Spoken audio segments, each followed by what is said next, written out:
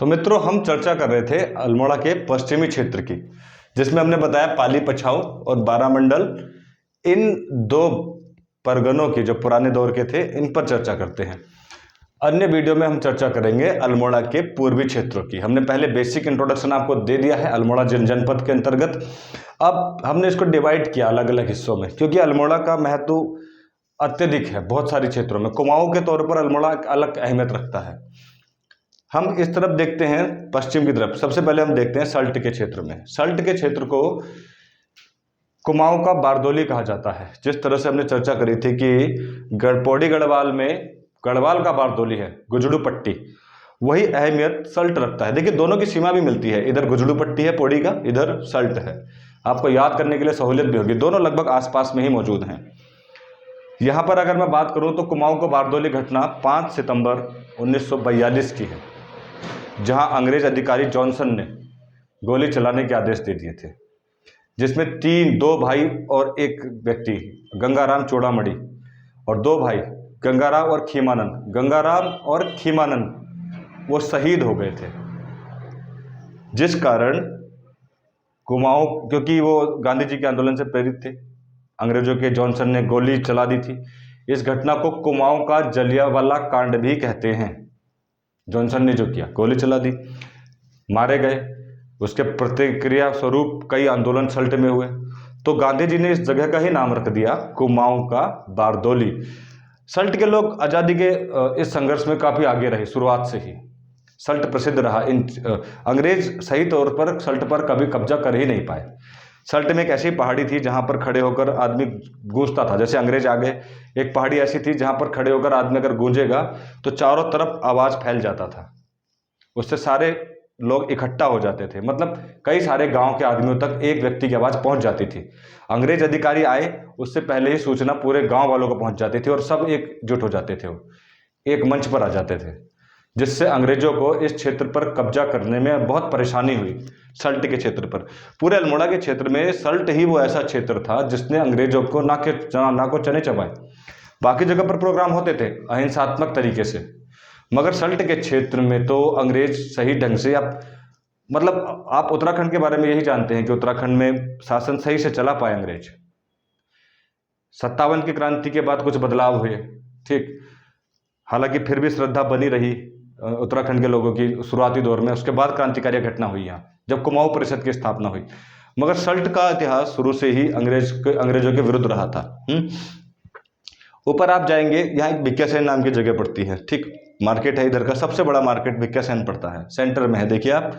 और भिक्यासैन रामगंगा और गगास नदी के ठीक किनारे पर है। यहाँ पर 2-3 मंदिर हैं, रुद्रेश्वर मंदिर है, नीलेश्वर मंदिर है, नोट कर लीजिएगा। वैसे परीक्षा में कभी पूछे नहीं गए, लेकिन संभावना है पूछे जा सकते हैं। ये हमारा खुद का क्षेत्र है इसलिए मुझे याद भी है। रुद्रेश्वर और नीलेश्वर मंदिर यहाँ पर स्थित है। देखिए, यहाँ का मानेला देवी बड़ा प्रसिद्ध मंदिर है, बड़ी सुंदर जगह पर है, ठंडी ठंडी वादियों में है, पर्यटन के तौर पर बड़ी प्रसिद्ध जगह है। हम लोग खुद घूमने जाते हैं यहाँ पर। हम मूल रूप से भिक्यासैन के ही हैं, तो हमें इसकी जानकारी है। और ये सिर्फ इसलिए नहीं कि हमारे नज़दीक है, इसलिए भी कि परीक्षा के लिए भी महत्वपूर्ण है। मानेला देवी में एक मेला भी लगता है, मानेला देवी का, ठीक, हमने आप पे चर्चा करी थी इसकी, मानेला देवी की। अब कर रहे हैं, नहीं की थी तो मानेला देवी में मेले का भी आयोजन होता है। वैसे मैं आपको बता दूं, हम लोग जब मानेला देवी जाते हैं तो बड़ी सुंदर जगह है। नैनीताल से भी ज़्यादा सुंदर हमें ये स्थान लगता है मानेला देवी का। बहुत अच्छी जगह है, सुंदर, ठंडा। हालांकि भिक्यासैन तलहटी पर है, गर्म इलाका है, क्योंकि ये नदी घाटी पर है रामगंगा की। रामगंगा नदी के बारे में आपको पहले से ही पता होगा। यहाँ पर एक मगरमच्छ है, यहाँ मगरमच्छ भी पाए जाते हैं, ठीक। मरचूला में आप जाइए, मरचूला में आपको एक मगरमच्छ मिलेगा बैठा हुआ, रामगंगा नदी के तट पर हमेशा मिलता है जब भी आप जाएंगे। उत्तराखंड में मगरमच्छ देखने हैं तो आप मरचूला पहुंच जाइए, रामगंगा नदी के तट पर, ठीक। भिक्यासैन से ऊपर गए हम मासी में प्रसिद्ध मेला है, मंदिर है भूमिया देवी का। यहाँ पर एक मेला लगता है, पशुओं का मेला, सोमनाथ मेला। परीक्षा में पूछा जाता है अक्सर, ये सोमनाथ मेला कहाँ लगता है? मासी में लगता है, जनपद अल्मोड़ा लिखा रहता है मासी में, और वो मेला पशुओं का मेला है। यहाँ पर एक मंदिर भी है, सोमनाथ मंदिर, ध्यान से सुनिएगा नाम को भी। ये भी रामगंगा नदी के तट पर है, मेला भी रामगंगा नदी के तट पर लगता है। एक और प्रसिद्ध मंदिर है देवी का मंदिर, यहाँ भूमिया देवी का मंदिर, ये भी जानकारी के लिए आप रखिए। मासी से जब आप भिक्यासैन के रास्ते पर, ठीक है, थोड़ा ऊपर बना दिया मैंने, ये मासी से भिक्यासैन के रास्ते पर पड़ता है बृहद केदार। देखिए आप कंफ्यूज मत होइएगा, केदार शब्द फिर आ गया, बार बार हम बात करते हैं, केदार शब्द कंफ्यूज कर सकता है आपको। केदार कांठा, केदार खर्क, बृहद केदार, बूढ़ा केदार, केदार कल्प केदार, थल केदार और छिपता केदार, तो बहुत सारे ऐसे, छिपला केदार। केदार शब्द अलग अलग जिलों में अलग अलग नाम से प्रसिद्ध है। अब आपका कन्फ्यूजन मैं दूर करता हूँ। बूढ़ा केदार टिहरी में है, समझिए आप, बूढ़ा केदार टिहरी में है, धर्मगंगा और बालगंगा के किनारे पर। ये बृहद केदार मंदिर है। बृहद केदार मंदिर भिक्यासैन और मासी के बीच रास्ते में है। हालांकि परीक्षा में बूढ़ा केदार पूछा गया था, मगर बूढ़ा और बृहद आए तो अंतर कर लीजिएगा। बृहद केदार भिक्यासैन और मासी के बीच में है, ठीक, नोट कर लीजिएगा इसको। हम ऊपर जाते हैं चौखुटिया में। चौखुटिया में हमने एक बात और बताई थी आपको, तड़ाक ताल भी है, एकमात्र ताल। ये गेवाड़ घाटी है। गेवाड़ घाटी को कुमाऊं का, ध्यान से सुनिए, गेवाड़ घाटी को कुमाऊं का कश्मीर कहा जाता है, नोट कर लीजिए, ठीक। मिनी कश्मीर पिथौरागढ़ को कहते हैं, मगर कुमाऊं का कश्मीर गेवाड़ घाटी को बोलते हैं। और कहाँ पर है वो? चौखुटिया के पास में। चौखुटिया में एक लखनपुर मंदिर भी है। यहाँ अंगल्या देवी का मेला भी लगता है। अंगल्या देवी का लखनपुर मंदिर भी यहीं पर है, ठीक। तड़ाक ताल भी यहीं पर है। कुछ चीज़ें आप नोट कर लीजिए, तड़ाक ताल भी यहीं पर है चौखुटिया में। और गेवाड़ घाटी, जिसको हम बोलते हैं कुमाऊं का कश्मीर, यहीं पर है, ठीक। ये भी रामगंगा नदी के तट पर है। रामगंगा नदी इसके ठीक उत्तर से आती है। एक और जगह है देघाट, बड़ी प्रसिद्ध जगह है। देघाट में भी एक गोलीकांड हुआ था 19 अगस्त 1942 को। ये भी याद रख लीजिएगा, कब हुआ था? 19 अगस्त को। देखिए, खुमाड़ में एक मेला लगता है, मोले खाल में, यानी सल्ट, जो जिस जगह पर कांड हुआ था, जलियांवाला कांड जिसको हम बोलते हैं कुमाऊं का, या उत्तराखंड का भी कह सकते हैं आप उसको, वहाँ पर मेला लगता है। 5 सितंबर 1942 की घटना थी वो, जहाँ पर खेमानंद, चूड़ामल और गंगाराम मारे गए थे।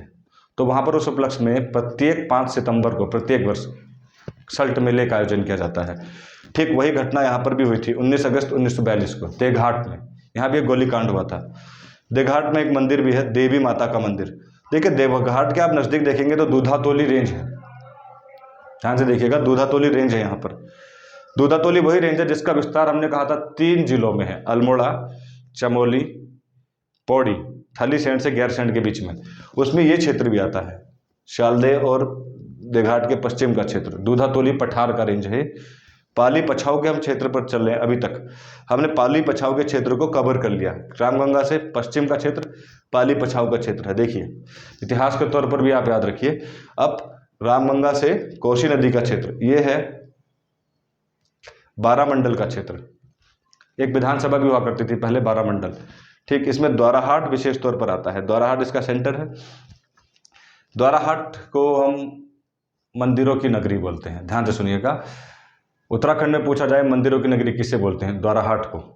साथ ही साथ द्वाराहाट को हिमालय का द्वार भी बोलते हैं। यहाँ से ऊपर हिमालय का द्वार है, ऐसा माना जाता है, ठीक, माना जाता है। आप इसको नोट कर लीजिएगा, हिमालय का द्वार, हिमद्वार नगरी द्वाराहाट, मंदिरों की नगरी द्वाराहाट। तीसरा शब्द इसके लिए क्या इस्तेमाल होता है? कुमाऊं का खजुराहो। कुमाऊं का खजुराहो किसको कहा जाता है? द्वाराहाट को कहा जाता है। ध्यान से देखिए, यहाँ पर 2-3 मंदिर बड़े प्रसिद्ध हैं। सबसे पहले तो एक मंदिरों का समूह है। द्वाराहाट शहर के अंदर ही एक मंदिरों का बड़ा समूह है, ध्यान से सुनिएगा। और उसमें गुजर देवी मंदिर बड़ा प्रसिद्ध है। बनदेव, बद्रीनाथ, केदारनाथ, इस नाम से बहुत सारे मंदिर हैं द्वाराहाट में। द्वाराहाट कुमाऊं का जागेश्वर के बाद सबसे बड़ा मंदिर समूह है। ये शहर के अंदर ही है। जब आप द्वाराहाट कस्बे में जाएंगे, शहर तो बड़े हो जाते हैं, पहाड़ के मतलब से आप शहर कह सकते हैं, तो वहाँ पर सड़क के बाईं तरफ लगातार ये मंदिर हैं। उतनी जानकारी मुझे कैसे है? क्योंकि मैंने खुद द्वाराहाट से इंजीनियरिंग कॉलेज से बीटेक किया है। इंजीनियरिंग कॉलेज से पहले गोचर में पढ़ता है। यहाँ इंजीनियरिंग कॉलेज भी है, विपिन त्रिपाठी जी के नाम से। यूकेडी के उनके पुत्र आज भी चुनाव लड़ते हैं, पुष्पेश त्रिपाठी। तो Vipin Tripathi Kumaon institute of technology, BTKIT, या कुमाऊं इंजीनियरिंग कॉलेज कहाँ पर है? तो द्वाराहाट में है। नोट कर लीजिएगा। अब ये भी पहाड़ में इंजीनियरिंग कॉलेज 2 जगह पर है। एक पिथौरागढ़ में है, वो बाद में बना, कुछ टाइम 6 या 7 साल पहले वो बना है, लेकिन ये बहुत पुराना विश्वविद्यालय है। कुमाऊं इंजीनियरिंग कॉलेज बहुत पुराना है, ठीक। एक जगह यहाँ पर क्योंकि मंदिर हमने चर्चा कर ली, मंदिरों का समूह है, उसमें गुजर देवी मंदिर सबसे बड़ा मंदिर है और सबसे प्रसिद्ध है। यह भी परीक्षा में पूछा जाता है, तो इसको नोट कर लीजिए, गुजर देवी मंदिर। ठीक, विमांडेश्वर मंदिर है यहाँ पर, इसके ठीक पूर्व और उत्तर में एक रास्ता जाता है विमांडेश्वर। हम तो घूमने गए हैं वहाँ पर, हमें तो जानकारी है उसकी। आपको क्या जानकारी चाहिए वो नोट कर लीजिए। इसको उत्तर का काशी कहते हैं। क्या बोलते हैं विमांडेश्वर मंदिर को? उत्तर का काशी। परीक्षा में पूछा जा सकता है आपसे, उत्तर का काशी किसे कहते हैं? विमांडेश्वर को। उत्तरकाशी जिला अलग है, उसकी चर्चा पहले कर चुके हैं, वरुणा और असी नदी पर। फिलहाल चर्चा कर रहे हैं हम द्वाराहाट के मंदिरों की। तो विमांडेश्वर को कहते हैं उत्तर का काशी। एक बड़ा प्रसिद्ध मंदिर है भैया, दूनागिरी। इसके बगल से देखिए गगास नदी भी निकल रही है। दूनागिरी मंदिर बड़ा प्रसिद्ध मंदिर है, चोटी पर है, माता को समर्पित। ये वो स्थान है, जब हम द्वाराहाट इंजीनियरिंग कॉलेज में थे तो यहाँ घूमने जाते थे। पर्यटक बहुत बेहतरीन स्थल है, ऊंचाई पर स्थित है। द्वाराहाट खुद एक प्लेन इलाका है, बड़ा समृद्ध इलाका है खेती के लिए भी, लेकिन नीचे है। दूनागिरी टॉप पर है, और टॉप पर चोटी पर ये मंदिर है, घने जंगलों के बीच में। आसपास कोई गांव नहीं है, लेकिन बड़ी संख्या में लोग दर्शन करने आते हैं। बहुत प्रसिद्ध मंदिर है, पूछा जा सकता है, द्रोण पर्वत पर माना जाता है। हालांकि दूनागिरी पर्वतमाला कहाँ पर है? चमोली में थी, मगर मंदिर यहाँ पर है, याद रखिएगा। इसके पास में एक बड़ी प्रसिद्ध जगह है, वहाँ भी हम गए हैं, पांडवा खोली। ये गुफा है, ये भी परीक्षा में पूछी जा सकती है। माना जाता है कि यहाँ पांडव आए थे, पांडुखोली में। यहाँ जाने के लिए हमें करीब 11 किलोमीटर आना और जाना मिलाकर 6 किलोमीटर पैदल चढ़ाई करनी पड़ी। 6 किलोमीटर पैदल गए, पूरा ग्रुप इंजीनियरिंग कॉलेज का। तो ये एक ट्रैकिंग है इंजीनियरिंग कॉलेज के बच्चों के लिए, रास्ता पैदल, और बड़ी सुंदर जगह है। हरियाली इतनी है कि आपको पता ही नहीं चलेगा आप 6 किलोमीटर कब चले। बीच में झरने भी मिलेंगे आपको नहाने के लिए। खैर, ये तो हमारी यात्रा थी जो हमने आपको बताई, मगर ये जनरल नॉलेज के लिए भी बड़ा महत्वपूर्ण मंदिर है, पांडुखोली। यहाँ से तड़ाग नदी निकलती है, जो तड़ाग ताल में जाकर मिल जाती है। ठीक, अब इस क्षेत्र के सबसे प्रसिद्ध जगह की हम चर्चा करते हैं, रानीखेत की। रानीखेत का उपनाम पर्यटन की नगरी। उत्तराखंड में पर्यटन की नगरी किसे कहा जाता है? तो रानीखेत को कहा जाता है। ध्यान से सुनिए, रानीखेत में एक मंदिर है, झूला देवी मंदिर। रानीखेत के मंदिर नोट करिएगा। एक्चुअल में सुदाता नाम के एक राजकुमार थे, उनकी पत्नी का नाम था पद्मा देवी। माना जाता है कि उनके नाम पर इसका नाम रानीखेत पड़ा। बशर्ते यहाँ पर एक रानी झील भी है। रानी झील बड़ी प्रसिद्ध है, लोग घूमने जाते हैं उसमें। जैसे नैनीताल है, एक छोटी सी झील बना रखी है, बहुत अच्छी है वो घूमने के लिए। एक रानी झील भी है, इस पर भी इसका नाम रानीखेत पड़ सकता है। मगर हो सकता है कि पहले रानीखेत नाम रहा हो, उसके नाम पर इस झील का नाम रानी झील पड़ा हो, कुछ भी हो सकता है, सटीक जानकारी नहीं है उसकी। हाँ, इतना हमने किताबों में पढ़ा है कि पद्मा देवी यहाँ की राजकुमारी थी, उनके नाम पर इसका नाम रानीखेत पड़ा है। बड़ी अच्छी जगह है। ठीक, यहाँ पर एक गार्डन है, चौबटिया गार्डन, वहाँ पर सेब की खूब खेती होती है। इससे भी ज़्यादा ऊंचाई पर है रानीखेत, खुद 1800 मीटर की ऊंचाई पर है, वो 2000 मीटर की ऊंचाई पर है चौबटिया, नैनीताल जितनी हाइट पर।